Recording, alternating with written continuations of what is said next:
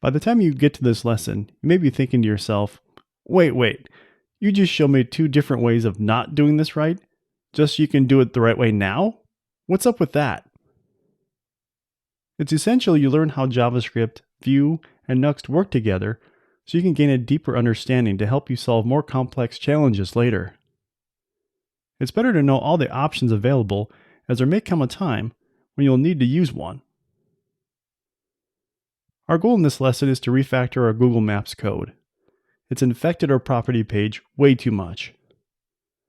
Our property page should be focused on showing property data, not a bunch of setup code for third-party libraries. What we need is a way to move all of this code into a place where it can start up where it's needed, yet be accessible everywhere we want to use it. A Nuxt plugin is perfect for the job.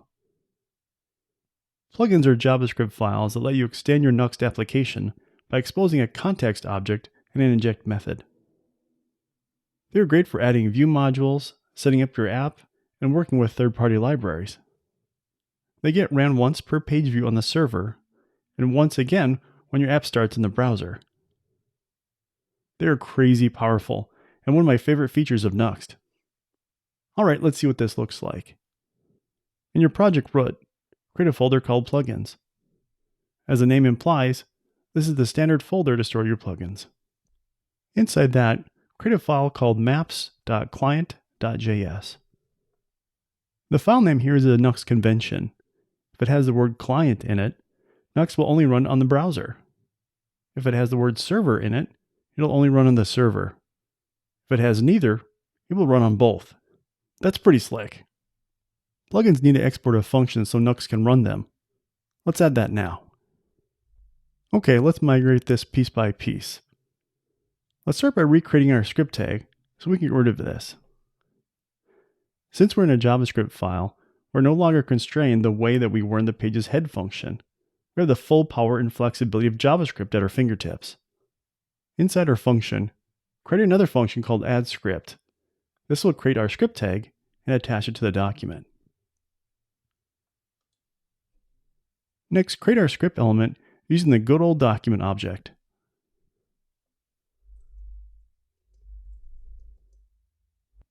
Then copy the Google Maps URL from the source property in the head section of our property page and assign it to the script's source property.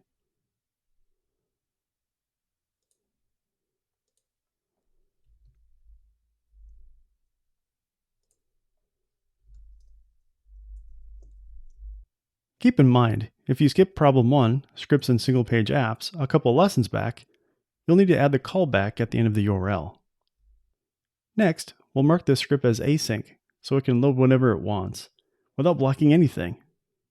If you skip the last lesson, problem 2, network latency, we covered this topic in depth, so feel free to go back and find out more. Now we just have to attach our script to our HTML document using appendChild. Now that we have our addScript function, we should probably call it, otherwise our plugin isn't going to do much. The next piece we'll need to migrate is our initMap function. Since we're inside a plugin, we want to avoid declaring things in the global scope as much as possible to keep things clean and easy to follow. This means we should limit the usage of window as much as we can. With that in mind, let's create a function called initMap.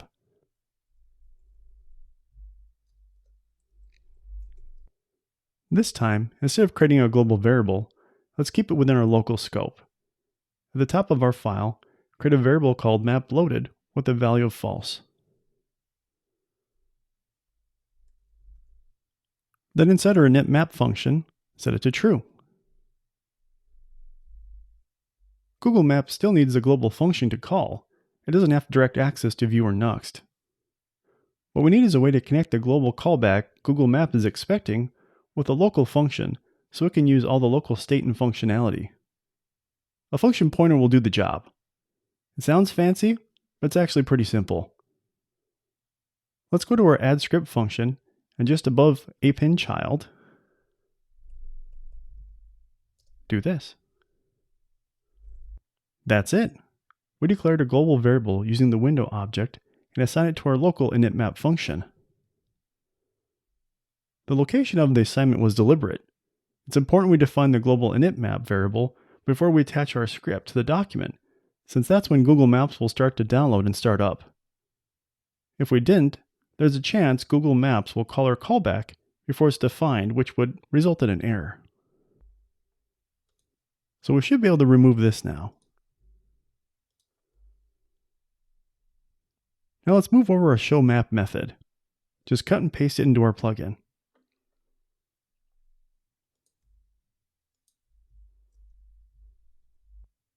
Now that it's inside our plugin, we no longer have access to our home or map objects. We'll need to pass all three to our function, so let's add the parameters canvas, lat, and long. Now let's clean up our function using these parameters.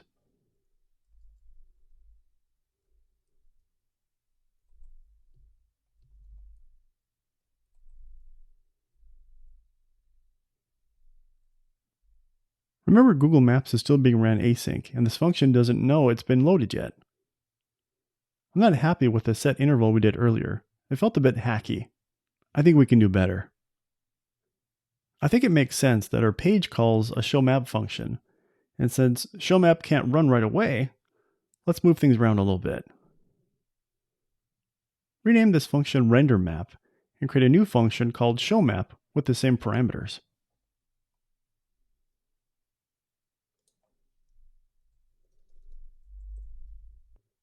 Now call renderMap from showMap if map loaded is true.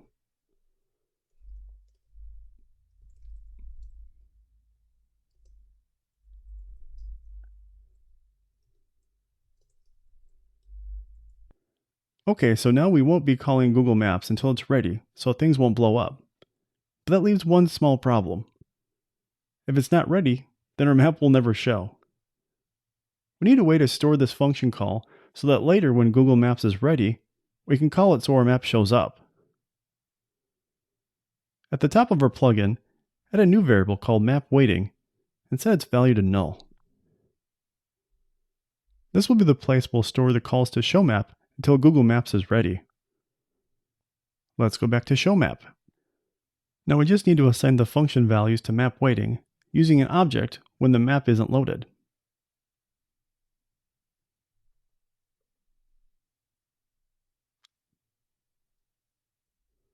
Great.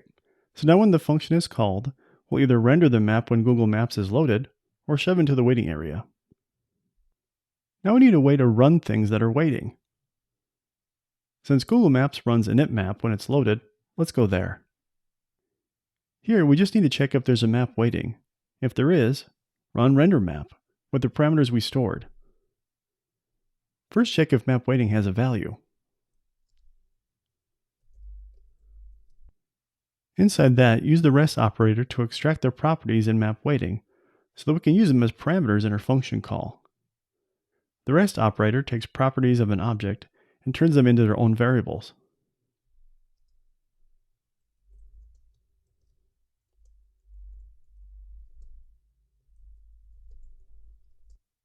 Next, call renderMap with these parameters.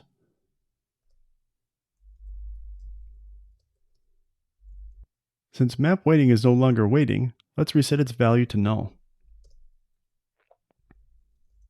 Now we need a way to call showMap from our property page. Knux plugins get passed two parameters. The first is the context object. It contains a ton of internal objects, such as ViewStore, Router, Root View Instance, and much more. We don't really need it for this rewrite, so for now we'll just use a variable called context. The last parameter is a function called inject. Like the name implies, it injects an object or value into your app that's available throughout Vue and Vuex. Let's add the inject parameter. Inject takes two parameters. The first is the name of what you are injecting. It will be combined with the dollar symbol and will be available throughout your app. Let's call it Maps.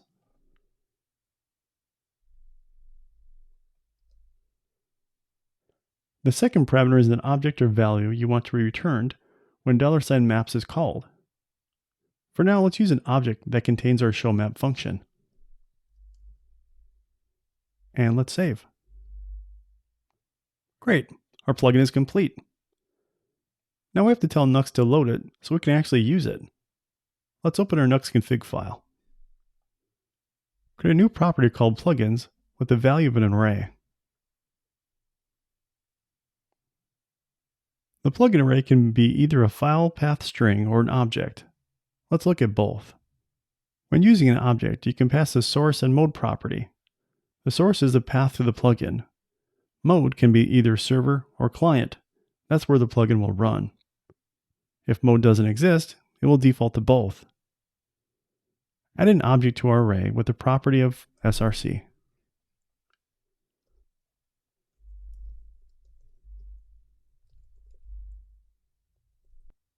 Add a mode property with the value of client. This is what the object form looks like. Since we already use client in the file name, Nux already knows we want this ran client side. So let's just use the string version. And let's save. Great. Now we just need to call our plugin from our property page. Empty everything in the mounted function. All that's old. Now we can call the showMap function from our plugin. Remember that Nux automatically adds the $sign in our name. Pass the values map reference and the lat long from our home object, just like the old code.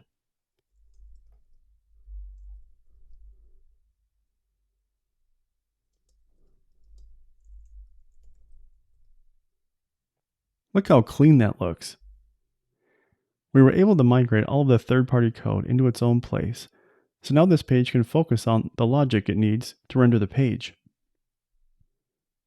You may be wondering why I used maps instead of something more specific like Google Maps for a name. The reason is flexibility. By using a generic name, we have the option of replacing Google Maps with something else in the future, as long as it has the same functions with the same parameters. This has come handy many times in my current line of work. One time we went through 3 chat providers in under a year. By using plugins as abstractions, we were able to easily transition from each provider without changing any code outside the plugin. Okay, the moment of truth. Save and refresh our property page. Be sure to go between other properties too.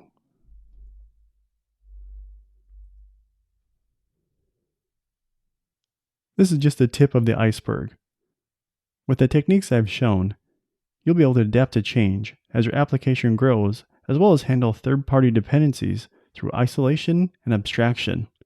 Man, I love plugins.